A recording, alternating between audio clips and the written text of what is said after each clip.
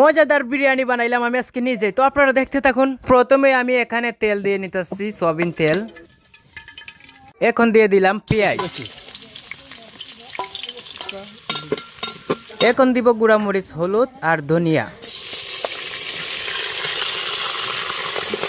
এখন একটু পরিমাণ মতো লবণ দিয়ে নিব। লবণ দেওয়া শেষ হয়ে গেলে এখানে দিয়ে নিতেছি পেঁয়াজ বাটা এবং রসুন আর আদা বাটা দিয়ে নিলাম। এখানে আরেকটি আমি মুরগির মশলা দিয়ে নিতেছি, কারণ আমার এটা পাক হবে মুরগি দিয়ে। ম্যাগি মশলা একটু দিয়ে নিলাম। এখন দিব কুচি কুচি মাংসগুলো।